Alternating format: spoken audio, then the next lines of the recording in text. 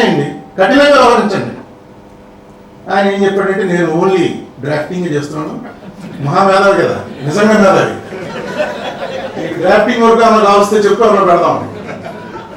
కానీ నేను సంతోషించినటువంటి విషయం ఏంటంటే పోలవరం ఇష్యూలో ఈయన ఎన్వైరన్మెంట్ మినిస్టర్గా ఉండగా అనేక అడ్డంకులు కల్పించినటువంటి వ్యక్తి పోలవరంలో ఒక మాట రాశాడు, ఇట్ ఈస్ ఎక్స్పీడియంట్ రాసి. నేను ఎక్స్పీడియంట్ అంటే ఎక్స్పీడియంట్ అనుకున్నాను. ఎక్స్పీడియంట్ అని ఉందంటే తర్వాత ఎవరో నా ఫ్రెండ్ చెప్తే డిక్షనరీ చూస్తే దాని మీనింగ్ ఏంటంటే అది మోరల్ కాకపోయినా లీగల్ కాకపోయినా ఈ పోలవరం కట్టి తీరాలి అంటూ దానికి ఒక ఆక్స్ఫర్డ్ డిక్షనరీలో ఒక పదం రాశాడు. జనరల్గా రాస్తాడు కదా ఎక్స్పీడియంట్ ఎక్కడ వాడతారు అన్నది. ఆ పదం ఏమని రాశాడంటే it is expedient to negotiate with terrorists.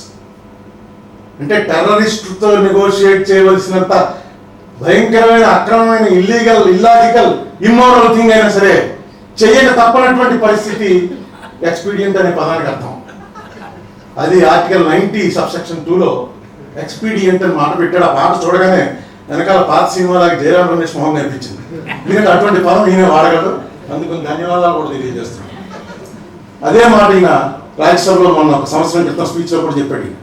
Hyderabad Telangana వాళ్ళకి ఎలాగైతే ఆయువు పట్టో, హైదరాబాద్ లేకుండా తెలంగాణ అంటే ఏ తెలంగాణ వాళ్ళు ఒప్పుకోవడానికి ఎలాగైతే సిద్ధపడరో పోలవరం ఆంధ్ర వాళ్ళకి అలాగే ఆయువు పట్టు.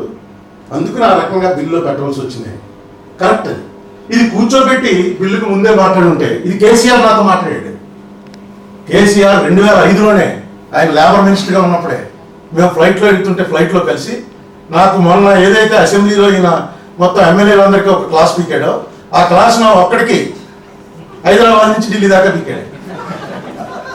మొత్తం 1:40 ట్రావెల్ టైంలో 1:30 ఆయన మాట్లాడాడు. కానీ ఎంత విడమర్చి చెప్పాడంటే పోలవరం హైదరాబాద్ ఈ రెండింటికే ఇచ్చాడండి. మీరు ఇలా హైదరాబాద్ ఒప్పుకోండి తెలంగాణ విభజనకి, పోలవరం ఇమీడియట్గా యాక్సెప్ట్. ఇప్పుడే అవ్వదు, 6 ఏళ్ళు 10 ఏళ్ళు పడుతుంది, నెగోషియేషన్ స్టార్ట్ చేద్దాం. రాజశేఖర రెడ్డితో చెప్పు ముందు అసలు ఫండమెంటల్గా మాకు అభ్యంతరం లేదని ఒప్పుకోమను అని ఆయన 1 hour 20 minutes ఎక్స్ప్లెయిన్ చేశాడు. ఈవేళ యాక్చువల్గా మనం బిల్లు అలా చూసుకుంటే ఇంప్లిమెంటేషన్ యాజ్ ఈజ్గా బిల్ అయితే ఎవరికి ఏ ఇబ్బంది లేదు. ఆ రోజున కనుక పార్లమెంట్లో చర్చ జరుగుతుంటే కోర్టు కూడా రాకపోను. లోక్సభలో అసదుద్దీన్ ఓవైసీ, రాజ్యసభలో ఒక Punjab Haryana court chief justice చేసిన ఆయన బీజేపీకి సంబంధించి what's his name from Karnataka, chief justice, retired chief justice Rama Jois అని ఒక రిటైర్డ్ చీఫ్ జస్టిస్. అలాగే ఇక్కడేమో అసదుద్దీన్ ఓవైసీ ఆ రోజున అతను మాట్లాడిన మాటలన్నీ కనుక బుక్ చేసి రిలీజ్ చేస్తే లోక్సభలో, ఎందుకంటే ఎవడో వినలేదు కానీ మాట్లాడుతూనే ఉన్నాడు, వాళ్ళు రికార్డ్ చేశారు. అక్కడ ఆ రికార్డులు బయటకు వచ్చాయి. ఈ వేళ జరిగేవన్నీ ఆ రోజున అతను చెప్పాడు ఇలా జరగబోతోందని. ఎవడో వినలేదు, ఎవడో పట్టించుకు, ఎందుకంటే గొడవ కింద ఉంది ఆ రోజు.